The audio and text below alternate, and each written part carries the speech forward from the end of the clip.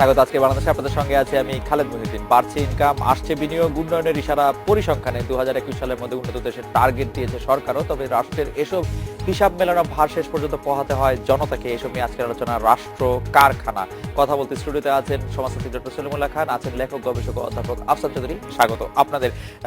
জনাব আফসান চৌধুরী, বিদেশি বিনিয়োগ আসছে, নতুন নতুন সম্পর্কের সম্ভাবনা দেখা যাচ্ছে, অর্থনৈতিক পরিসংখ্যান উন্নতি করছে দেশ। 2021 সালের মধ্যে মধ্যম আয়ের দেশ হওয়ার একটি টার্গেটও নিয়েছে সরকার।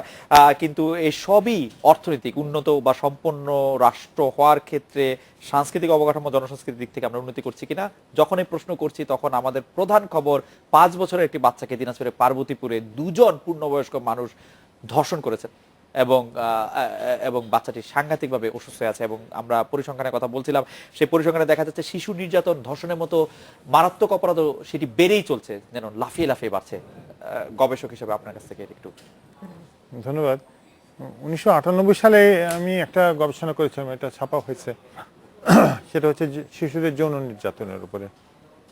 যৌন নির্যাতনটা আমাদের সমাজে সব সময়ই আছে, কিন্তু যৌন নির্যাতনের একটু ভাগ করে দেখাতে হয় যে 10 বছরের নিচে যাদের উপরে যৌন নির্যাতন করা হয় তারা সাধারণত আমরা এটাকে দেখতে পাই যে তারা এক ধরনের বিকৃতিতে ভুগছে। 10 বছরের উপরে, বিশেষ করে যখন থেকে তাদের মাসিক হয়ে যায়, ঋতুস্রাব হয়ে যায়, তারপরে কিন্তু তারা নারী হিসেবেই অন্যের চোখে এসে বিবেচিত হয়। এইটা হলো একটা বিষয়। তো এর নিচে যাদের হয়েছে, যে এটা আপনি বললেন যে খবরটার কথা, এটা তো পরিষ্কার যে এরা হচ্ছে বিকৃতি মানসিকতার। আমি এইটা বলি, আমি নিজে এই বয়সে যৌন নির্যাতিত হয়েছিলাম। আমার যখন 3 বছর বয়স, তো আমার মা দেখেছিলেন, তখন মা এসে আমাকে বাঁচিয়ে দিয়েছিলেন। তো আমাদের যে আমাকে করেছিল তাকে বাড়ি থেকে তখন বের করে দেওয়া হয়। অতএব এটা সবসময় বাংলাদেশে ঘটছে। আজকে আমি যখন বিলেতের পত্রিকা দেখছিলাম, সেখানে 5 বছরের একটা বাচ্চাকে ধর্ষণ করার রয়েছে। তো এই জিনিসটা, যারা বিকৃতি মানসিকতা, পিডোফিলিয়া ধরুন, তারা কিন্তু অনেক আছে, কিন্তু পরিসরটা যদি তাদেরকে এই ধরনের ধর্ষণ যাতে না হয় সেটার দিকে খেয়াল করা হয়, তাহলে সম্ভব। কারণ এটা তো মস্তিষ্কের সমস্যা, এই মস্তিষ্কের সমস্যা সহজে যাবে বলে মনে হয় না। পরিবারকেই তাদেরকে বাঁচাতে হবে। কিন্তু অন্য যে ধর্ষণটা হয় 5 বছর দেখে আমাদের খুব খারাপ লাগে, ভয়াবহ লাগে। আমি কেস স্টাডিতে আমার একটা ছিল 9 মাসের একটা বাচ্চাকে যৌন ধর্ষণ করেছে। এটা তো ভাবাও যায় না, 9 মাসের একটা বাচ্চা, 1 বছর হয়নি, তাকে করেছে একটা বয়স্ক, পূর্ণবয়স্ক একটা অ্যাডাল্ট। অতএব এগুলো একেবারে বিকৃতির পর্যায়ে, এবং এটা এই কথা শোনাই মানুষের পক্ষে এত কঠিন। যেটা হয়ে যায় সেটা হচ্ছে যে সবচেয়ে বেশি কিন্তু যৌন নির্যাতন করে ঘনিষ্ঠ মানুষরা, বাড়ির কাছের মানুষরা। আমি দেখছিলাম যে এক হচ্ছে যে শিক্ষক, যার সঙ্গে সবচেয়ে ঘনিষ্ঠ হয় বাচ্চারা, সে একজন যৌন নির্যাতন করে, সেটা সে মাদ্রাসার মৌলভী সাহেবই হোক বা হাউস টিউটারই হোক। এবং এইটা কিন্তু এত প্রবল, এটা যে আমরা ভাবতে পারবো না যে কতটা প্রবল। আমি কয়েকটা জায়গায় করেছিলাম, সেটা পরে আমার মনে আছে। এই সময় আমাকে সাথ দিয়েছিল, প্রায় 20 বছর আগে, 20-22 বছর আগে ঘটনা। মুন্নি সাহা এই রিপোর্টটাকেও ছাপাতে সাহস পাচ্ছিল না। মুন্নি এটা করেছিল ভোরের কাগজে। আমার মনে হয় যে মুন্নিকে যে পরিমাণ গাল শুনতে হয়েছিল কল্পনা করা যায় না, কারণ মানুষ এটা ভাবতেই পারে না। তো আমাদের নিজেদের এরকম একটা ধারণা আছে যে আমরা এইসব করি না, কিন্তু আসলে এগুলো আমরা করি। আমাদের নিজেদের অভিজ্ঞতাতেই আমরা বলতে পারবো যে এগুলো আমাদের অনেকের নির্যাতন হয়।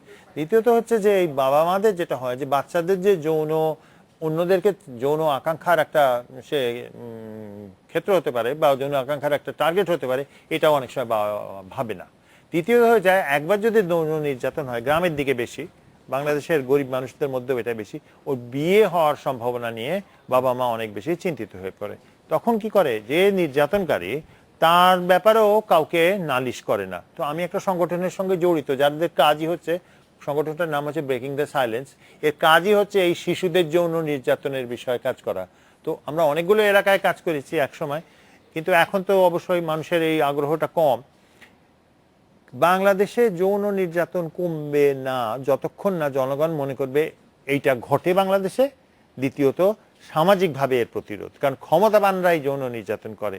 এবং যদি একটা মনে করেন একটা স্কুল টিউটার, হাউস টিউটার যৌন নির্যাতন করে, সে যদি মাতবরের বাসায় যায়, এমপির বাসায় যায়, ইউনিয়ন পরিষদ চেয়ারম্যান বা ইউনিয়ন পরিষদ চেয়ারম্যান এটাকে মিটমাট করে দেয়, মিটমাট করে দিলে ওর তো কোনো শাস্তি হয় না, ও আগামীবারের জন্য অপেক্ষা করে। এই জন্য আমি মনে করি এটা বড় সমস্যা, কিন্তু আমাদের চোখে অতটা আসে না, যদিও সরকার থেকে কিছু সিদ্ধান্ত আছে। সলিমুল্লাহ খানের বিষয়ে বিষয়টা খুবই বেদনাদায়ক। মানে আমরা আবেগ মুক্ত হয়ে কথা বলতে পারি না, কিন্তু তারপরেও শেষ বিচারে আবেগ আমাদের কোথাও নিয়ে যাবে না। এটার যেগুলো বলা হয় নির্ধারক, এই জিনিসটাকে আমরা মনোবিশ্লেষণের ভঙ্গিতে বলি এটা হচ্ছে একটা লক্ষণ বা আলামত, সিমটম বলে যাকে ইংরেজিতে। কিন্তু মজা হচ্ছে কি সিমটম জিনিসটা শুধু এক কারণে হয় না, তার মধ্যে একাধিক কারণ কাজ থাকে। আমরা অঙ্কশাস্ত্রে বলি ওভার ডিটারমিনেশন। আপনার যতটা অজ্ঞাত রাশি সমীকরণের সংখ্যা ততটা হতে হয়। যদি আপনার সমীকরণের সংখ্যা একটা বেশি বা কম হয় তাহলে আমরা এটাকে ওভার ডিটারমিনেশন বা আন্ডার ডিটারমিনেশন বলি। আমি বলছি এই জিনিসটা আমরা সহজে বলতে পারবো না। যেমন ধরুন যে কেন এটা হয়, এটা আমাদের সমাজে শুধু হয় না, যেমন বিলেতে হয়, সব দেশে হয়, এটা প্রাচীন কালে হতো, আধুনিক কালে হতো। তাহলে এমন একটা জিনিস আছে যেটাকে আমাদের মনে হতে পারে শাশ্বত। আমরা একটা কথা বলি না, শাশ্বত বাঙালি। তা আমরা তো আগের দিনে সব খবর রাখি না, আমরা মনে করি সোনার বাংলা ছিল এক সময়। কিন্তু প্রকৃত প্রস্তাবে দেখলে দেখা যায় সেখানে, যেমন কাশ্মীরে দ্বাদশ শতাব্দীতে একটা বই লেখা হয়েছিল রাজ তরঙ্গিনী, সেখানে বলছে সেখানে রাজসভায় হর্ষবর্ধন সম্পর্কে বলা হচ্ছে তার আমলে একজন প্রধানমন্ত্রী একটু শর্ট কোট পরে আসছিল, রাজা তাকে বের করে দিয়েছিলেন। প্রাক্তন এক প্রধানমন্ত্রী রাজসভায় এসছেন, সেরকম তখন মানুষ কে কীরকম পোশাক পরতো, কি আচরণ করতো, তাতে দেখা যায় অনেক মানুষ সেখানে ধনীরা, ওই বইতে রাজতরঙ্গতে লিখছে তারা ড্রাইড মানে মিট, শুকনো মাংস খেতে পারতো, এবং তারা ঠান্ডা পাত্রে রেখে মদ্যপান করতো, এবং তাতে আবার ফ্র্যাগ্রেন্স, সুবাস মাখানো থাকতো। কিন্তু গরিবেরা খেত কি, বলছে গরিবেরা খেত মোটা চালের ভাত এবং বলে উৎপল শাক। উৎপল শাক মানে আমরা বুঝি পলান্ন বলি পোলাওকে, অর্থাৎ যেটা ভালো পদার্থ আছে সেটা শাকে থাকে না, সেটা খেত। আমার বক্তব্য হচ্ছে চিরকালই এখানে এক ধরনের দারিদ্র ছিল। কিন্তু আধুনিক কালে আমাদের মনে হয় যে আধুনিক প্রগতি হয়েছে, প্রযুক্তির উন্নতি হয়েছে। এখন যেমন সরকারের কথা আপনি নিজে বলছেন মধ্যম আয়ের দেশে পরিণত হচ্ছে, আপনি দ্রুত বলে গেলেন তো, কিন্তু তার মানে কি দারিদ্র জিনিসটা বলছেন প্রধানমন্ত্রী সেদিন তার পার্টির বক্তৃতায় বললেন যে দারিদ্র কি মানুষ আর চিনবে না। কিন্তু তার আগে বিনয়ের সাথে আমাদের জিজ্ঞেস করতে হবে দারিদ্র জিনিসটা কি, এইটা তো আমাদের করতে হবে। দারিদ্র মানে বলছি মানুষ ভাত না খেয়ে থাকবে না, এটা যদি বলেন তাহলে হয়তো এটা দূরীভূত হতে পারে। কিন্তু এই দারিদ্র যাবে কোথায়, যেটাকে আমরা বলি সভ্যতা বা সংস্কৃতির দারিদ্র। রাষ্ট্র সব কিছু করতে পারবে না, এই কথাটা আমি সবিনয় আগে বলি। রাষ্ট্রের নিচে যেটাকে আছে আমরা ব্যাপক সমাজ, এটাকে ইংরেজিতে সিভিল সোসাইটি বলে, তার মধ্যে হচ্ছে মানুষের বিষয় বুদ্ধি বা সম্পত্তির বুদ্ধি, এবং মানুষের এই যে কাম শক্তি বা এই যে তাড়না, এটা তার একটা অংশ। কিন্তু আমরা এটাকে গঠন করেছি কিভাবে, আমরা বলেছি তার অংশ হচ্ছে আমরা ব্যক্তি বলি, তারপরে বলি পরিবার, তারপরে বলি সম্পত্তি, যেটাকে পুরনো বাংলায় বলে বিষয়, এবং এইটা থেকে গড়ে ওঠে সমাজ। আমরা বিষয়ের সাথে পরস্পর যুক্ত। আমার পেশা করি আমি আমার আত্মস্বার্থ চরিতার্থের জন্য, তাতে সমাজেরও স্বার্থ চরিতার্থ হয়। এখন যে জিনিসটা আগে আমরা বুঝতে পারিনি, অন্তত বিংশ শতাব্দীর আগে, সেটা হচ্ছে এই যে মানুষের মধ্যে যে রিপু, যেটা আমরা বলতাম ষড়রিপু, কাম, ক্রোধ, লোভ, মোহ, মদ, মাৎসর্য, এই কাম হচ্ছে এক নম্বর কিন্তু লক্ষ্য করার বিষয় শত্রুর মধ্যে। সেইটা যখন এখন পত্রে, পুষ্পে, ফুলে, পল্লবে বিকশিত হয় কখন, যখন সে সুযোগ সুবিধা পায়। যেটা আফসান ভাই বলছিলেন যে যদি মাতব্বর সাহেব মিটমাট করে দেন তাহলে এটা কিন্তু পত্রে, পুষ্পে পল্লবিত হবে। তো এখন আরেকটা প্রশ্ন হচ্ছে এটা দমন করে কতটুকু দমন করা যাবে। সমাজ শুরু থেকেই নীতির দিক থেকে, ধর্মের দিক থেকে এবং উপদেশের দিক থেকে এটাকে দমন করার কথা সমাজে আছে, এগুলি খারাপ। যেমন এই ষড় রিপু কথাটা আছে, এটার বিরুদ্ধে আমাদের লড়তে হবে। মাৎসর্যকে পরের শ্রেণীতে পরশ্রী কাতর হওয়া। মদ কি, মদ না হলে তো মাদক হয় না। আমরা অথচ ভারতে আমরা কামদেবের নাম দিয়েছি মদন, অর্থাৎ আপনি যখন এজিটেটেড হন তখন আপনি কোনো বাধা মানেন না। ইংরেজিতে এটাকে নরম করে বলছি কিউপিড, এবং কিউপিডের তৃপ্ত আমরা বিভিন্ন ভালোবাসা দিবসে প্রকাশ করি। বড় প্রশ্ন হচ্ছে এখানে আমাদের সমাজ কি শিক্ষাটা আমাদের দেয়। এই শিক্ষাটা কিন্তু এই আপনি যেটাকে উন্নয়ন বলছেন তার সাথে জড়িত নয়, তার আগের থেকে জড়িত। মনে রাখতে হবে সমাজে ব্রিটিশরা আসার আগেও এই সমস্যা এখানে ছিল, ব্রিটিশরা এটাতে একটা নতুন টুইস্ট দিয়েছে। এখন বর্তমানে আমরা যে জায়গায় আসছি এটা কি আমরা তাহলে কি করে মোকাবেলা করব। এটা মোকাবেলা করার পথ হচ্ছে আফসান ভাই যেটা বলেছেন, প্রথম কথা হচ্ছে কি এটা আলোচনা করতে হবে। এই যে আপনি সাহস করে টেলিভিশনের পর্দায় এনেছেন, এটার মধ্যে একটা ঝুঁকি আছে। এখন পত্রিকার পথা যদি সব জায়গায় এটা আলোচনা হয় তাহলে এটা একটা মোকাবেলা পথ হবে। একটা উদাহরণ দিলে সাম্প্রতিক স্পষ্ট হবে, যখন কিছু কিছু বিপদগামী তরুণ এই দেশের মুক্ত চিন্তার নামে যারা কাজ করেন তাদেরকে হত্যা করা শুরু করেছিল, তখন আমাদের রাষ্ট্র এবং সমাজ সেটা খানিকটা হালকাভাবে নিয়েছিল। বলছে কি ওরা তো নাস্তিক তাই ওদেরকে মারছে। কোন কোন রাজনৈতিক দলের নেত্রী বলেছিলেন ওরা নাস্তিক ছেলেপেলে, যেন বা নাস্তিক ছেলেপেলে হলে মারা যায়। এতে যে সমাজের গায়েও আঘাত লাগে সেটা আমরা খেয়াল করি না। কিন্তু পরে যখন ঘটনা আরো ভয়াবহ রূপ ধারণ করলো, তখন রাষ্ট্র অনেক বেশি বেগে, শক্তির সাথে, বুদ্ধিমত্তার সাথে এগিয়ে এলো। তারপরেও সমস্যাটা পুরোপুরি দূর হয়েছে বলা যাবে না, এটার মধ্যে আমরা রয়ে এখন গেছে। আছি। মানে আজকেও পাকিস্তানে যে ঘটনা ঘটেছে, Right. হ্যাঁ, সেটাকে ওই দাবি করা হচ্ছে ইসলামিক স্টেটের নামে।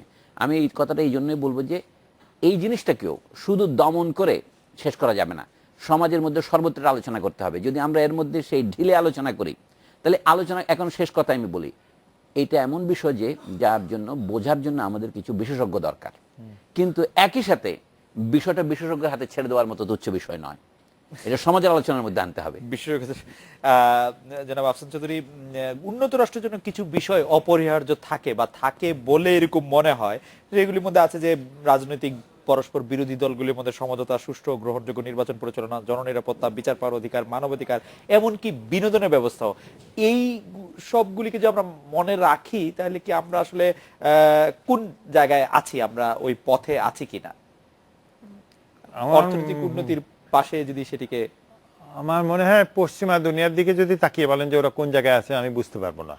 আর আমরা কোন জায়গায় আছি আর কি, আমাদের আমরা রাষ্ট্র। কোন জায়গায় আছি সেটা আমাদেরকেই একটু নির্ধারণ করতে হবে। তো আমার মনে হয় যেটা একটা বড় সংকট আমাদের, সেটা হচ্ছে যে আমাদের কোনটাকে আমরা উন্নয়ন বলবো, কোনটাকে আমরা ভালো থাকা বলবো, এটা আমরা চিহ্নিত করতে পারিনি।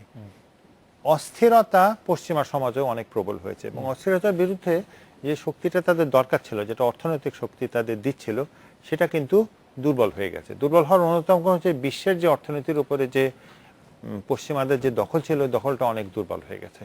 দুর্বল হয়ে গেলে কি হয়, তখন আপনি যদি একটা জনগোষ্ঠীর 3 ভাগের 1 ভাগ মানুষ তাদের গত 20 বছরে তাদের প্রকৃত আয় না বাড়ে, তাহলে তো আপনি তাদেরকে অস্থির দেখবেন, তার জীবনযাত্রা অস্থির হয়ে যাচ্ছে। আপনি গতকালের যে রিপোর্টটা আসছে সেটা পশ্চিমাদের জন্য অনেক ভয়াবহ।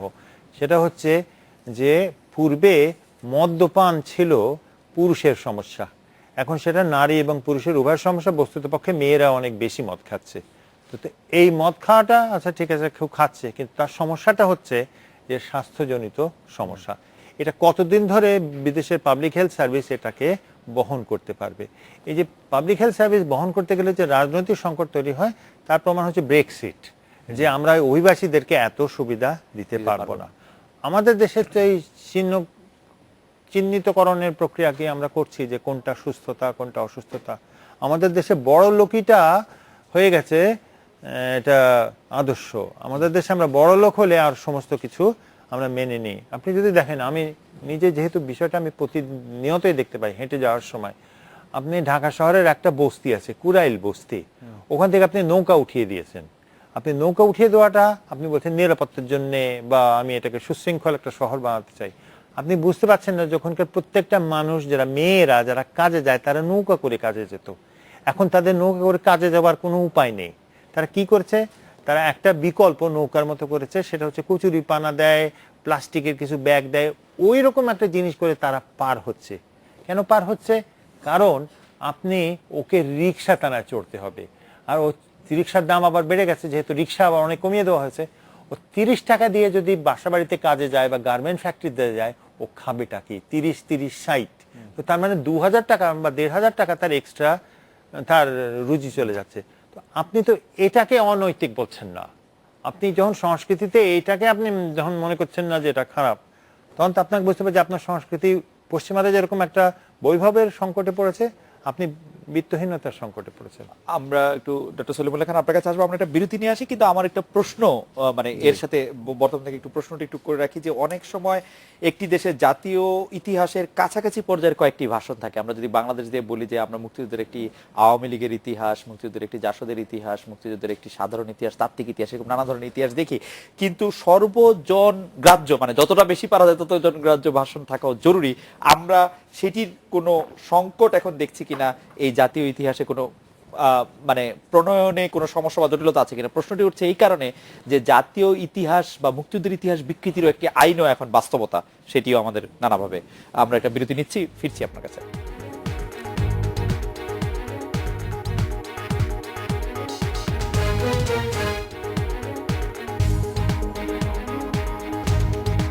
ফিরে এলাম আজকে বাংলাদেশের। জনাব আফসান চৌধুরী বিরতির আগে বলছিলেন গরিব, বড়লোক, বিত্তহীনতা এবং ইয়ের সংকট। আমরা আপনার কাছে প্রশ্ন করেছিলাম ডক্টর সলিমুল্লাহ খান, যে জাতীয় ইতিহাসে কয়েকটি ভাষণের বদলে আমরা একটি সর্বজনগ্রাহ্য বা তথাকথিত সর্বজনগ্রাহ্য ভাষণ পেতে পারি কিনা, পাওয়ার সমস্যা রয়েছে কিনা?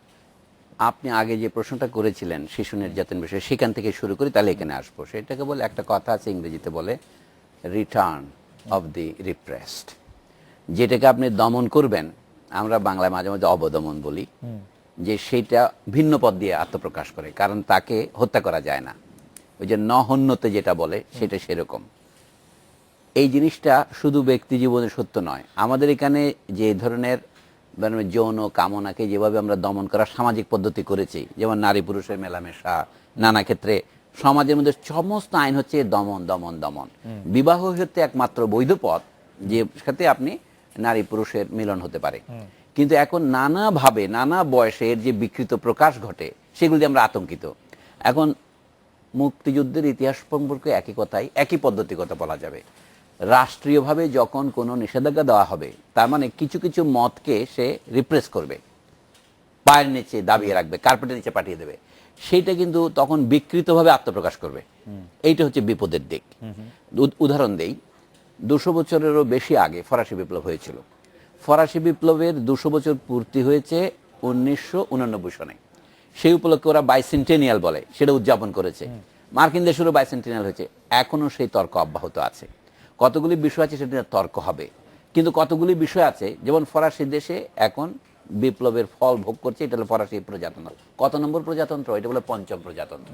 তো এতগুলি প্রজাতন্ত্র হলো কেন? বিপ্লবের পরে বহুবার রাজতন্ত্র ফিরে এসেছে, সাম্রাজ্য তৈরি হয়েছে, আবার প্রজাতন্ত্র হয়েছে, এবং প্রত্যেকবারে সংবিধান বদলে বদলে। আমরা যে বলি যে 1972 যে সংবিধান আমরা পেয়েছিলাম, সেই সংবিধানে অনেকগুলো সংশোধনী হয়েছে। আজকে অ্যাটর্নি জেনারেল বললেন, ফর এক্সাম্পল, একটা সাংবিধানিক শূন্যতা তৈরি হয়েছে, কারণ বিচারক অপসারণের ক্ষেত্রে। রাইট।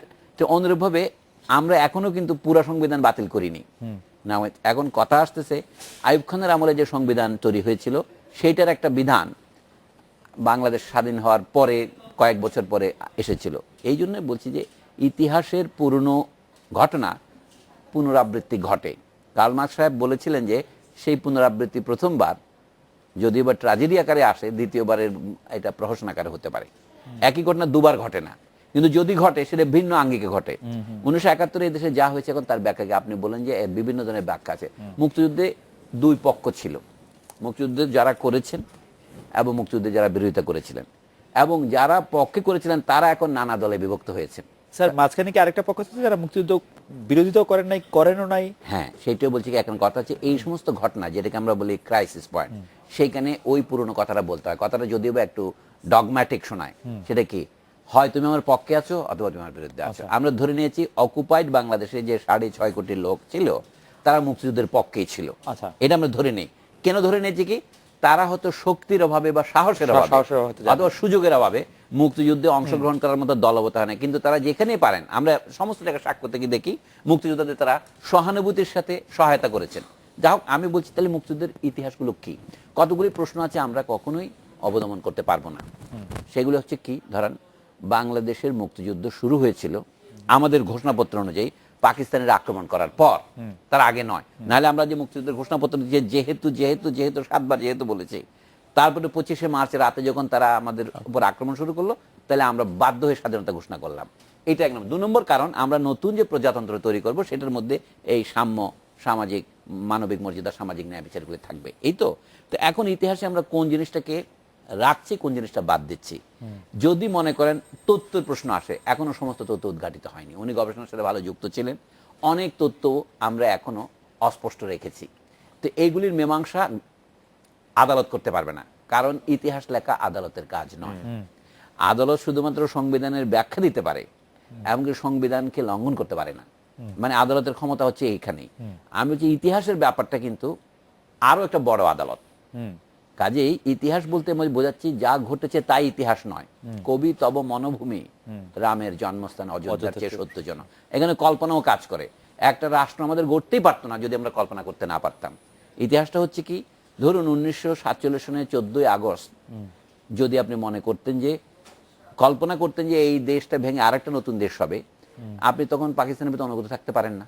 কিন্তু বাংলাদেশের কল্পনা যারা করেছেন বলে এখন আমরা বলি, দেখছি, তো তারা নিশ্চয়ই তখন পাকিস্তানের সাথে লড়াইয়ে লিপ্ত হয়েছিলেন। তো আজকে 1971-এর পরে এখন বাংলাদেশ রাষ্ট্র হয়েছে, এটা আমরা জানি এটা দীর্ঘজীবী হবে, কিন্তু এটা চিরজীবী হবে এটা কেউ বলতে পারে না।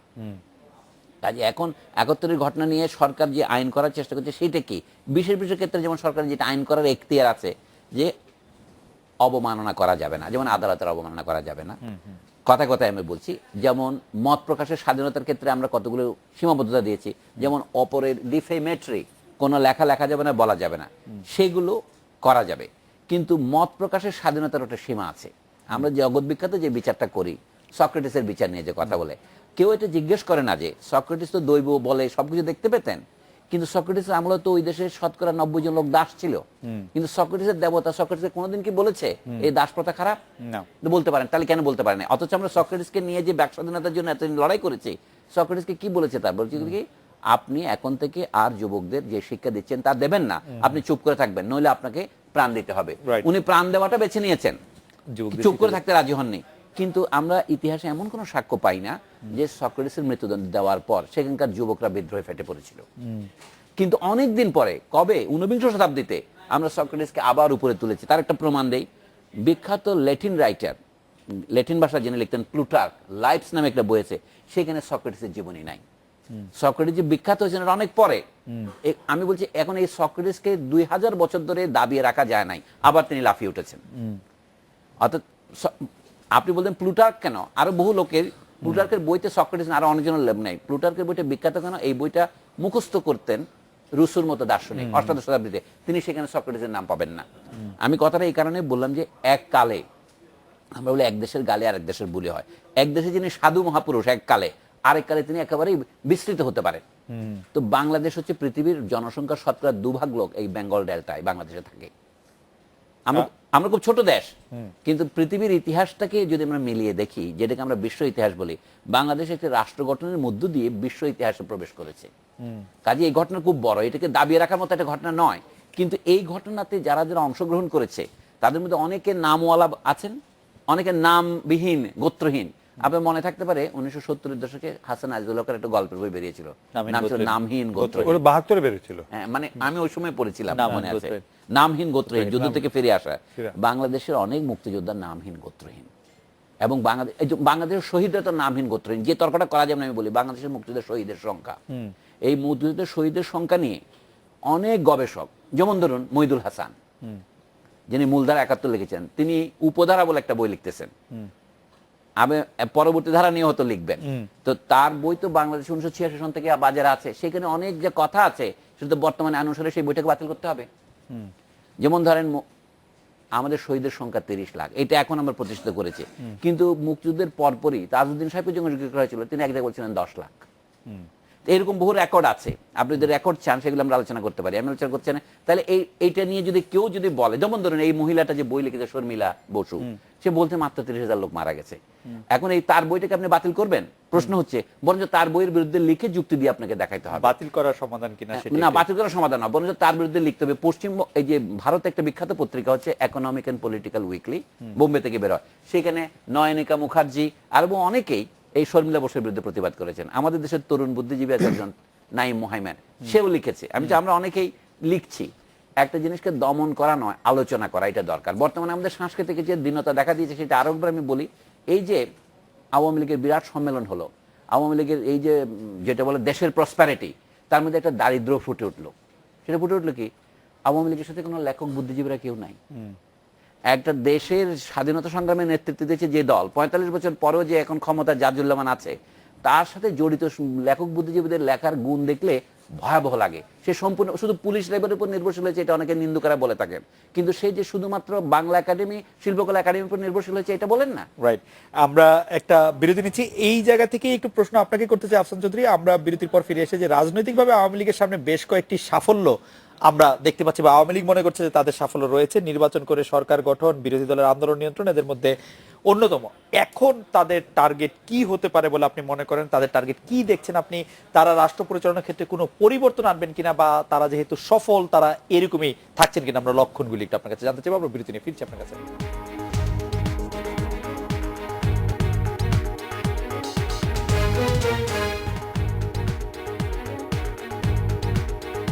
ফিরে এলাম আজকে বাংলাদেশে। জনাব আফসান চৌধুরী, আপনার কাছে জানতে চাইছিলাম যে আওয়ামী লীগের বেশ কয়েকটি সাফল্যের আমরা দেখতে পাচ্ছি, সরকার গঠন, নির্বাচন করে বিরোধী দল আন্দোলন নিয়ন্ত্রণ, এরপর তাদের টার্গেট কি হতে পারে? এই সময়ে তারা রাজনৈতিক কোনো পরিবর্তন বা দেশের রাষ্ট্র পরিচালনার ক্ষেত্রে কোনো পরিবর্তন আনবে কিনা? না, কোনো কারণ তো নেই রাষ্ট্রের পরিচালনার ক্ষেত্রে পরিবর্তন আনার। আওয়ামী লীগের যেটা সংকট নয়, আওয়ামী লীগ যেটা করছে যে এত সবল আওয়ামী লীগ ইতিহাসে ছিল না, এবং 25 বছরে আওয়ামী লীগকে শেখ হাসিনা যে জায়গায় নিয়ে গেছেন এই জায়গায় কেউ নিয়ে যেতে পারেনি। এখন যে জিনিসটা শেখ হাসিনা করেছেন, তিনি রাজনৈতিক নেতৃত্বের চেয়ে উনি আমলাতান্ত্রিক নেতৃত্ব বা প্রশাসনের উপরে নির্ভর করেছেন অনেক বেশি। এখন এবারের কাউন্সিলে যেটা পরিষ্কার হচ্ছে যে উনি যে কথাগুলো বলছেন এগুলো তো রাজনীতির কথা না, উনি বলছেন উন্নয়ন বিষয়ক কথা। সাধারণত আপনি যদি আওয়ামী লীগের ইতিহাসটা দেখেন যে সবসময় তার একটা প্রতিপক্ষ ছিল, এই প্রতিপক্ষকে কিভাবে ঘায়াল করতে হবে, শেষ করতে হবে, এটাই ছিল স্লোগান। এবং গত 2 বছর আগে পর্যন্ত এটাই ছিল, যুদ্ধ অপরাধী, বিএনপি, জামাত ইসলামী ইত্যাদি ইত্যাদি। এবং একটা আদিকাল থেকে আপনি যদি 49-এর বক্তৃতাগুলো দেখেন, সবই ছিল পাকিস্তান বিরোধী। 1966-র পর ছিল পশ্চিম পাকিস্তান বিরোধী, 71-এর সময় ছিল পাকিস্তান বিরোধী। এই রাজনীতিটা আওয়ামী লীগ কোনোদিন করেনি, বিরোধী দলহীন বা বিরোধী শক্তিহীন রাজনীতি। তো আমি গত কয়েকদিন অনেকবার এই বিষয়টা নিয়ে আলাপ হয়েছে, সবাই বলছেন যে আমাদের উন্নয়ন করতে হবে, কিন্তু সাধারণভাবে উন্নয়নের কাজটা করেন আমাদের দেশে প্রশাসনিক আমলারাই করবেন। দারিদ্র বিমোচনটা রাজনীতিবিদদের কাজ না, রাজনীতিবিদ হচ্ছে নেতৃত্ব দেওয়া, কিন্তু উনি তো নির্ভর করছেন ওনাদের আমলার উপরে, তাদের উপর ওনার ভরসাটা বেশি। দক্ষ ইউনিভার্সিটি থেকে শ্রেষ্ঠ ছেলেরা বের হয়ে এখন আমলা হচ্ছে, তো উনি ওনাদের উপরে যে নির্ভর করবেন এই কাজটাকে পালন করার জন্য, এই কাজটাকে সম্ভব করার জন্য, এটাই স্বাভাবিক। তাহলে ওনার যারা রাজনৈতিক দল যারা ঢাকায় এসছেন কাউন্সিলে, তারা কি করবে? তারা কি আমলাদের সঙ্গে একসাথে থাকবে? তারা কি নেতৃত্ব দেবে? এই নেতৃত্ব দিলে আমলারা কি এই নেতৃত্ব মেনে নেবে, না তারা কি আমলাদের সহায়ক শক্তি, সামাজিক শক্তি হবে? এগুলো এখনো নির্ধারণ হয়নি, এটাই হচ্ছে মূল বিষয়। তো অতএব তার সামনে যেটা সংকট আমি বলবো না, যেটা সমস্যা হতে পারে, যে উনি এই দুটো শক্তি যেটা উনার অধীনে কার্যত, এই দুটো শক্তিকে কিভাবে উনি একসাথে এক ঘরে রাখবেন, এটাই হবে উনার জন্য চ্যালেঞ্জ। ডক্টর সলিমুল্লাহ খান, আমরা আপনার কাছে একটু জানতে চাইবো যে অনেক আলোচক, বিশ্লেষক, এমনকি আমাদের অনুষ্ঠানে ডক্টর জাফরুল্লাহ চৌধুরী এসেছিলেন, তিনিও এটি বলেছেন যে শেখ হাসিনা তার পিতার প্রজ্ঞাকেও ছাড়িয়ে যাচ্ছেন। রাজনৈতিক প্রতিপক্ষকে মোকাবেলা বা দেশকে সঠিক পথ দেখান তিনি অনেক অজনপ্রিয় সিদ্ধান্ত নিয়েছেন। বিদ্যুতের উৎপাদন বাড়ানোর ক্ষেত্রে ভাড়াভিত্তিক বিদ্যুতের কথা যদি আমি এই মুহূর্তে বলি, সেটা অনেক, কিন্তু তার অনেক সিদ্ধান্তই আবার মনে হচ্ছে যে তিনি সেই সিদ্ধান্তগুলি নিয়ে ভালোই করছেন দেশ এবং রাষ্ট্রের জন্য, কিন্তু সার্বিকভাবে বিরোধী দলকে দমন, বিরোধী মতকে দমনের নিন্দাও তার বিরুদ্ধে থাকছে। আমরা একটা এই মুহূর্তে এসে শেখ হাসিনার কে আপনি কিভাবে বিশ্লেষণ করছেন সেটা একটু শুনতে পারবো কিনা? আমরা একটা বিরতি নিয়ে ফিরি, একটু ইয়ে করে আমরা একটু শুনবো আপনার কাছে।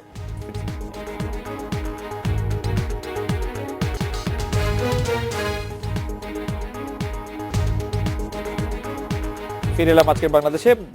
বুদ্ধিজীবীরা কেউ কেউ প্রশংসা করছেন, কেউ কেউ সাংঘাতিক নিন্দা করছেন, তাকে ক্ষমতা কুক্ষিগত করে রাখার এক ধরনের অভিযোগ তার বিরুদ্ধে আসছে। আবার দেশকে সুদূর প্রসারী উন্নতির দিকে নিয়ে যাওয়ার ক্ষেত্রে তার কৃতিত্বের কথা কেউ কেউ বলছেন। শেখ হাসিনার কথা বলছি, আপনার বিশ্লেষণ দিতেছিলাম। আমাদের একটা কথা আছে না, এরকম বন্ধু যাদের আছে তাদের শত্রুর দরকার নাই। আপনি যে 2-1 জনের নাম উচ্চারণ করেছিলেন আগের ভাগে আর কি, এই ধরনের প্রশংসাকারী যাদেরকে পুরনো বাংলায় বলে স্তাবক, তারা থাকলে তাদের কোনো শত্রু লাগে না। এবং আপনি যদি মনে করছেন যে উনি অতি প্রশংসা করে আপনার বিস্ময় জাগ্রত করেছেন, তাহলে আপনি বিস্মিত হতেই থাকবেন। সমস্যাটা কিন্তু অন্য জায়গায়। আমি বলি, শেখ হাসিনার বুদ্ধির প্রশংসা আমিও করব, আপনিও করবেন, কারণ যেটা চোখের দৃশ্যমান। কিন্তু যারা তাকে বলছে তিনি জগতের সর্বশীর্ষে পৌঁছে গেছেন, সম্ভবত তারা তার বন্ধু নয়। আমি কথাটা একটু উদাহরণ দিই। এমনকি শেখ হাসিনার যে ভেরিফাইড পেজ আছে ফেসবুকে বা অন্য কোনো নেটে, সেখানে একটা ছবি আজকে দেখলাম যে তিনি একটা শিল নোড়ার মধ্যে মরিচ পিষতেছেন। নিচে হেডলাইন লিখেছে কি জানেন? শেখ হাসিনা গৃহকর্মী থেকে প্রধানমন্ত্রী। অর্থাৎ আসলে উনি এবং হাসতেছেন, তার বয়স তরুণী ছিলেন। হ্যাঁ, অর্থাৎ শিল নোড়া সেই ছবি আমি দেখেছি। হ্যাঁ, তো সেখানে গৃহকর্মী লিখেছে কেন?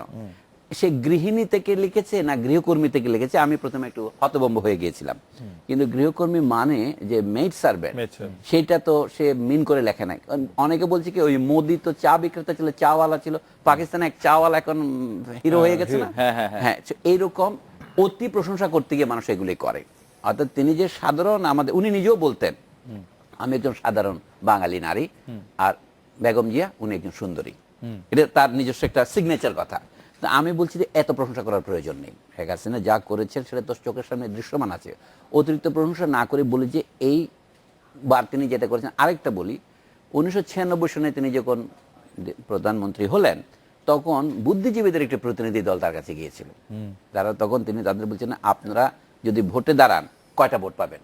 উনি তাদেরকে ছড়িয়ে দিয়েছেন আপনারা তো 5টা ভোটও আনতে পারেন না। বুদ্ধিজীবীদের প্রতি তারা আস্থা নেই। আরেকবার মনে আছে আপনার হেফাজতে ইসলামের সাথে আগের কালে তারা একটা চুক্তি করেছিলেন, সেটার জন্য আমাদের কবির চৌধুরী সহ যারা প্রগতিশীল বুদ্ধিজীবী তারা তার বিরুদ্ধে একটা অনাস্থা প্রস্তাবের মতো একটা ডেমনস্ট্রেশন নিয়ে গিয়েছিলেন। এইখানে বোঝা যাচ্ছে যে তার যে প্রায়োগিক বুদ্ধিটা ছিল, এখন যখন এই জঙ্গি হামলা বেড়ে গেল তখন 1 লক্ষ মসজিদের ইমামদের অথবা মৌলবী সাহেবদের স্বাক্ষর নিয়ে ফতোয়া প্রচার করতে হলো। তো এটা আপনারা আগে বুঝতে পারেননি। অর্থাৎ যে সমস্ত লোক কিছুই না বুঝে, আমাদের যে জাতীয় বুদ্ধিজীবীরা আপনারা একসময় অভিনন্দন জানিয়েছিলেন, অধ্যাপক হুমায়ুন আজাদের মতো, আমি তাকে উদাহরণ হিসেবে বলছি, তিনি মৃত হয়েছেন, তারা যেগুলো বলতেন এগুলি যদি অনুসরণ করতেন তাহলে আওয়ামী লীগকে আরো 100 বছর ক্ষমতায় আসার কথা চিন্তা করতে হতো না। মানে আওয়ামী বুদ্ধিজীবীদের সম্পর্কে আহমদ সাফা যে কথাগুলি বলেছিলেন সেটা আজকেও মনে পড়ে আর কি। আহমদ সাফা বলেছিলেন আওয়ামী লীগের শত্রুর দরকার নাই, বুদ্ধিজীবীরাই যথেষ্ট। এবং বুদ্ধিজীবী সকল বুদ্ধিজীবীর কথা উনি বলেন নাই, এই জন্য বলছেন। কিন্তু ডক্টর জাফরুল্লাহ চৌধুরী স্বতন্ত্র, তিনি আরেক ক্লাসের, তিনি মুক্তিযোদ্ধা, তিনি একই সাথে বিএনপিও করেন আওয়ামী লীগও করেন। তো ডক্টর জাফরুল্লাহর মতো এত প্রতিভাবান লোক আপনি পাবেন কোথায়? সেই কথা আপনি আফসার চৌধুরীকে জিজ্ঞেস করেন। ডক্টর জাফরুল্লাহ চৌধুরীর এই মন্তব্য নিয়ে একটু জানতে চাইবো, যে পাশাপাশি আরেকটি প্রশ্ন জনাব আফসার চৌধুরী আপনার থেকে শুরু করি, যে নিরপেক্ষ নির্বাচন কমিশন গঠনের কথাটা স্পষ্ট আসছে, কিন্তু নিরপেক্ষ নির্বাচন কমিশন গঠন করতে একটি নিরপেক্ষ লোক লাগবে। আইনটি আছে, অন্য যে কোনো দেশের আইনের থেকে ভালো বা সম পর্যায়ের আইনই আছে, কিন্তু আমাদের এখানে ক্ষমতা পেলে কেউ আর সেই ক্ষমতার যে দায়িত্ব সেটি পালন করতে পারে না। এটিও যদি আপনি একটু বলতেন কেন পারে না? আইন তো আছে, তার হাতেই তো সব ক্ষমতা। আমার মনে হয় যে আপনি যতই বলুন শেষের দিকে গিয়ে আপনি যখন চাকরির কথাটা ওঠে, চাকরির সঙ্গে যে ইজ্জত সম্মানটা আসে ওইটাই বড় হয়ে যায়, তখন আর সেটা কেউ রিস্ক নেয় না, এবং এটা বাস্তবতা। মানে আমি যদি জনাব রকিবউদ্দিনের কথাই বলি, তিনি রকিবউদ্দিন সাহেব সম্পর্কে কথা না বলাই ভালো, কারণ উনি নির্বাচন কমিশনের প্রধান হিসেবে খুব যে একটা ইজ্জত নিজের অথবা নির্বাচন কমিশনে বাড়াতে পেরেছেন তা না। কিন্তু প্রধান নির্বাচন কমিশনার হিসেবে তার যে ক্ষমতা ছিল তিনি তো ইচ্ছা করলে সেগুলি এই কথাটা সবসময় বলা হয়, তো তাহলে তারা প্রয়োগ করে না কেন? আসলে করে না কেন? এবং বস্তুতপক্ষে তার মানে ইচ্ছাটা নাই, আগ্রহটা নাই, এবং মোটামুটি যে এটা যে তার দায়িত্বের মধ্যে পড়ে এটা তিনি করেন না। সেদিন আমাকে জিজ্ঞেস করছিল যে আওয়ামী লীগের তো অভ্যন্তরীণ গণতন্ত্র নেই। আওয়ামী লীগের অভ্যন্তরীণ গণতন্ত্র দিয়ে আওয়ামী লীগের কি লাভ? এটা কি তার প্রয়োজন আছে? আওয়ামী লীগের ভেতরে অভ্যন্তরীণ গণতন্ত্রের প্রয়োজন নাই। কিন্তু আসলে আওয়ামী লীগের মধ্যে তো অভ্যন্তরীণ গণতন্ত্র মনে হয় আসে না। আমি বলছি যদি না থাকে, যদি কেউ বলে আওয়ামী লীগ এত, সবচেয়ে বেশি লোক তো শেখ হাসিনা কি চায়। হ্যাঁ, অফকোর্স। তো বিষয়টা হচ্ছে যে আওয়ামী লীগ যে সাফল্যটা এখন পেয়েছে এটা তো তার প্রধান বুঝেছেন যে কিভাবে সফল হতে হয় বলেই হয়েছে। তো এখন প্রধান নির্বাচন কমিশনার এখন কি করছেন না করছেন এটা কিন্তু আসলে বাড়তি কথা, এই কারণে যে আমার মনে হয় না যে আওয়ামী লীগ ভাবছে যে আগামী নির্বাচনে বিএনপি একটা সবল শক্তি হিসেবে দাঁড়াচ্ছে। আচ্ছা, আমরা যখন আরেকটি নির্বাচন কমিশন করব, আরো কোন একজনকে যে দিব, তিনিও কি এরকম দুর্বল বা মাঝারি সবলই থাকবেন? জি জি, তাই থাকবেন। তাহলে আপনি একটা খেয়াল করুন যে আমাদের প্রধান বিচারপতি সিনহা, উনি দেশ থেকে যাওয়ার কিছুদিন আগে পর্যন্ত বলছিলেন যে বিচার বিভাগের কোনো স্বাধীনতা নেই, এটা বিরাট সংকট, মহাসংকট। উনি কিন্তু আমেরিকা গিয়ে বলেছেন যে এক্সিকিউটিভ যারা প্রশাসন তার সঙ্গে বিচার বিভাগের কোনো দ্বন্দ্ব নাই। তো তাহলে এই 2 মাসের মধ্যে এমন তো কোনো কিছু ঘটেনি যাতে আমরা বলতে পারি যে সম্পর্কটা বৈরী থেকে একেবারে খুব সুন্দর হয়ে গেল। তাহলে দেখা যাচ্ছে যে প্রত্যেকেই নিজের অবস্থানটাকে দুর্বল করতে চাইছে না, এবং সেই কারণে আপনি যদি বাংলাদেশের যারা চাকরি করেন, বাংলাদেশের শেষ পর্যন্ত চাকরি করেন, সে প্রজাতন্ত্রের চাকরি করেন, কিন্তু তারাও নিজেদেরকে এমন জায়গায় নিয়ে যেতে চান না যাতে এটা রিস্ক হতে পারে। নির্বাচন কমিশন বা প্রধান বিচারপতি ইনারা তো সাংবিধানিক এনার দায়িত্ব রয়েছেন, এনাদেরকে সরানো যায় না যদি ইনারা না চান। কিন্তু এমন কোন মানুষ নির্বাচন কমিশনে আমরা পেয়েছি যিনি চান যে তাকে সরিয়ে দেওয়া হোক, তারপরও আমি করব না, সরিয়ে দেওয়াও তো এখন সম্ভব না। যেই মানে সাংবিধানিক শূন্যতার কথা ডক্টর সলিমুল্লাহ খান আপনি বলছিলেন, যে সেই সাংবিধানিক শূন্যতার কারণে আসলে প্রধান নির্বাচন কমিশন বা কোন নির্বাচন কমিশনারকেই তো আসলে এখন সরানো সম্ভব না, যেহেতু অপসারণের আইনটি ষোড়শ সংশোধনীর যে বাতিলের মাধ্যমে সেটি আসলে এখন কি অবস্থা আছে আমি ঠিক জানি না। হ্যাঁ, সাংবিধানিক শূন্যতা যে কথাটা অ্যাটর্নি জেনারেল মহোদয় বলেছেন সেটাও একটা স্ববিরোধী কথা, কারণ তার কথা থেকে দেখা যায় আমরা যে পদ্ধতিতে যাচ্ছি, উনি বললেন যে 1972 সনের মূল সংবিধানে যে বিধান ছিল ষোড়শ সংশোধনী সেটাকে পুনরুদ্ধার করেছে এবং সেটা পুনরুদ্ধার করা নতুন আইন প্রণয়ন করা নয় উনি বলছেন। সুতরাং হাইকোর্ট ওটাকে বাতিল করেছে। তো হাইকোর্ট তো মূল সংবিধান বাতিল করতে পারে না, তো ওটা রেস্টোর হয়ে গেছে, এটা তো বাতিল করে তাহলে শূন্যতা দেখা দেয় না। আমি বলছি পরস্পর বিরোধিতার একটা উদাহরণ দেই। আওয়ামী লীগ এখন যেটা এটা বলছে কি, আইয়ুব খানের আমলে যে আইনটা হয়েছিল সুপ্রিম জুডিশিয়াল কাউন্সিল, সেইটা জিয়াউর রহমানের আমলে পুনরুদ্ধার করা হয়েছে। আচ্ছা, কিন্তু এখন উন্নয়নের ক্ষেত্রে আওয়ামী লীগ যে দাবিটা তুলতেছে সেটা স্ববিরোধী কেন বলছি? তারা বলছে কি, এখন উন্নয়নের কথা, গণতন্ত্রের কথা রাখেন, সোজা কথায় বলতে গেলে মুখে যদিও বলছেন, মূল বক্তব্য তাই।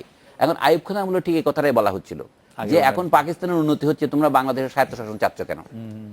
আমি তো ডিসপ্যারিটি কমিয়ে আনতেছি। 60-এর দশকে উনি এটা বলছিলেন যে আমি ঢাকা দ্বিতীয় রাজধানী করতেছি, আমি ধানমন্ডিতে তোমাদেরকে বাসা দিচ্ছি। এটা উনি একটা বাঙালি মধ্যবিত্ত শ্রেণী তৈরি করতে চেয়েছিলেন, যাতে পরবর্তীকালে যারা আওয়ামী লীগের নেতা হয়েছে তারাও অনেকে তার বেনিফিট পেয়েছেন তার আগে পরে। আমি বলছি আইয়ুব খান শুধু নয়, পুরো পাকিস্তান আমলেই। তাহলে আইয়ুব খানের আমলে বলা হতো উন্নয়ন হলেই যথেষ্ট, উন্নয়ন দশক, সাংস্কৃতিক কথা তোলা, ভাষার কথা বলা, এটাকে জাতীয় সংহতির বিরুদ্ধে। এখন বাংলাদেশেও একই কথা আমরা পুনরাবৃত্তি করছি না জেনে, যে এখন উন্নয়নে যথেষ্ট, অন্যান্য কথা, পরিবেশের কথা বলছেন কেন, বৈষম্যের কথা বলছেন কেন? এই কথাগুলো বললে উন্নয়নের বিরোধিতা করা হয়। তাহলে প্রশ্ন হচ্ছে, যখন আপনি সুপ্রিম জুডিশিয়াল কাউন্সিলের কথা হয় তখন আপনি এটাকে আইয়ুব খানের আমলের আইন বলে বাতিল করেন, কারণ যখন আপনি পরিবেশের কথা বলি তখন আইয়ুব খানের আমলের কথাই তো আপনি পুনরাবৃত্তি করেন। আমরা আমাদের 2 মিনিট সময় আছে, আমরা একটু জানতে চাইছিলাম যে প্রধান নির্বাচন কমিশনার হলে যে সাংবিধানিক দায়িত্ব তিনি প্রাপ্ত হন সেটি তিনি পালন করতে পারেন না, কিন্তু তিনি যখন তত্ত্বাবধায়ক সরকারের প্রধান হন তখন আবার তিনি সেটি পারেন। এর কারণ কি? মানে একটি নির্বাচন করার ক্ষেত্রে প্রধান নির্বাচন কমিশনারকে তো সকল ক্ষমতা দেওয়া আছে আপনি সংবিধানে। আজ খুব সংক্ষেপে বলছি, মার্কিন দেশে একজন প্রেসিডেন্ট পদপ্রার্থী প্রশ্ন তুলেছেন, hours is a rigged system, এখানে কারচুপি হতে পারে। তো তখন প্রেসিডেন্ট বারাক ওবামা বলেছেন উনি জানেন না আমাদের নির্বাচন কি করে চলে, আমাদের এখানে নির্বাচন পরিচালনা করে আপনার ফেডারেল সরকারের নয়, ওই যে স্টেট সরকারের কর্মচারীরা, এবং সেখানে কোনো জায়গায় যদি রিগ হয় সেই জায়গায় যেমন আলগোরের নির্বাচনের সময় ফ্লোরিডা সম্পর্কে সিদ্ধান্তটা শেষ পর্যন্ত সুপ্রিম কোর্টকে দিতে হয়েছে যে ভোট পুনর্গণনা হবে কিনা। আমাদের সেই সিস্টেমটার মধ্যে, আমি কথার উদাহরণ দিচ্ছি এই জন্য যে নির্বাচন কমিশনের ক্ষমতা যে কত আছে সেটা কিন্তু পরিষ্কার নয়। যেমন ধরেন খোদ প্রধানমন্ত্রীর ক্ষমতা কত আছে সেটা তো পরিষ্কার নয়, কারণ এটা অনেক সময় হাইকোর্টের উপর নির্ভর করে। আমাদের দেশে আপনার লক্ষ্য করার বিষয় হচ্ছে কি, নির্বাচন কমিশনের সদস্যদের মর্যাদা এবং শর্ত ইত্যাদি হাইকোর্টের বিচারপতিদের সমান, কিন্তু হাইকোর্টের বিচারপতিরা মাঝে মাঝে যে স্বাধীনতা প্রয়োগ করতে পারেন, সবসময় পারেন আমি বলবো না, সেটা পারেনি। সামরিক শাসনের সময় কোথায় যায়? তখন কোথায় নির্বাচন কমিশন, কোথায় বিচারপতিদের ক্ষমতা, তখন যায় কোথায়? আমাদের দেশের ইতিহাসে পাকিস্তান আমল থেকে শুরু করলে যদি দেখা যায় যে বারবার সামরিক বাহিনী নিজের দেশকে জয় করেছে পাকিস্তানে, সেখানে মাঝে মাঝে বিচারপতি তাদের সাথে সংঘর্ষে গেছে, সেরকম সংঘর্ষ ইতিহাস বাংলাদেশে একটিও আছে? এখনো নাই। তো সেই জন্য নির্বাচন কমিশনের ক্ষমতাকে আমি অনেক বাড়িয়ে বলছি, ধরুন একেবারে হাইকোর্টের সমান ক্ষমতা, তখনও হাইকোর্ট যেমন সরকারের খুব বেশি একটা বিরোধিতা করে টিকতে পারে না। এটা নির্ভর করে সরকারটা জনপ্রিয় কিনা। সরকার যখন দুর্বল অবস্থায় পড়ে, যেমন 2006 সনে বিএনপি যে অবস্থায় পড়েছিল, তখন তাকে অপসারণ করে দিতে, এমনকি 2 নেত্রীকে গ্রেপ্তার করতে তত্ত্বাবধায়ক সরকারের বাগ পেতে হয়নি, তাদেরকে 1 বছর করে তারা জেলখানায় রেখেছে। কথাটা খেয়াল করবেন। এই জন্য বলছি শেষ পর্যন্ত এটা কিন্তু ওই গণতন্ত্র বলতে যেটা বোঝায় জনগণের উপর নির্ভর করে। এখন এবং সেইটা বোঝা যাওয়ারও আবার নিশ্চয়ই কোনো একটা, আমি শ্রদ্ধা রেখেই বলছি, নির্বাচন কমিশনে এই পর্যন্ত ঐতিহাসিকভাবে যাদের নিয়োগ করা হয়েছে, বিএনপির আমলে, অবিএনপির আমলে, বর্তমানে সবগুলো যদি আপনি দেখেন, তাদের মধ্যে বেশিরভাগ লোকের পুরনো পেশা কি ছিল? আমলা ছিল তারা। হ্যাঁ, আমলা ছিল, অথবা হাইকোর্টের বিচারপতি ছিল। এবং এটা বলা ঠিক নয় যে হাইকোর্টের বিচারপতিদেরও যে এখন স্ট্যাটাস এবং করা হচ্ছে সবগুলো আমলাতান্ত্রিক পদ্ধতিতে করা হচ্ছে। দুর্ভাগ্য হচ্ছে কি, আওয়ামী লীগের আমলে যেটা জনগণতান্ত্রিক পার্টি অর্থাৎ মুক্তিযুদ্ধের ভিতর থেকে এসেছে, এটা ক্রমশ এখন আমলাতান্ত্রিকীকরণ হচ্ছে। মূলত দেশ কিন্তু একটা আমলাতন্ত্রই চালাচ্ছে। সেই কথা আমি বলি, আমাদের যদি মার্কিন অনুসারে যদি আমরা আমাদের নির্বাচন কমিশনকে সত্যি সত্যি স্বায়ত্তশাসিত করতে চাইতাম, ধরুন জেলা এই যে নির্বাচন কমিশনের অধীনে কাজ করে কারা? জেলা প্রশাসক। জেলা প্রশাসক। তো তারা তো নির্বাচন কমিশন কর্মচারী আসলে নয়, ওই 3 মাসের জন্য দিলেন, সে তো জানে তারপরে তাকে রিটার্ন করতে হবে। তো সেই নির্বাচন কমিশনের মানে কথা মনে চলবে না, যারা ক্ষমতায় আসবে বলে মনে করেন তাদের কথা মেনে চলবে? সেরকমটাই মনে হয় অনেকটা। ডক্টর সলিমুল্লাহ খান, জনাব আফসান চৌধুরী, আপনাদের অনেক ধন্যবাদ। এই ছিল আজকে বাংলাদেশে দেখা হচ্ছে আগামীকাল এই সময়। শুভরাত্রি।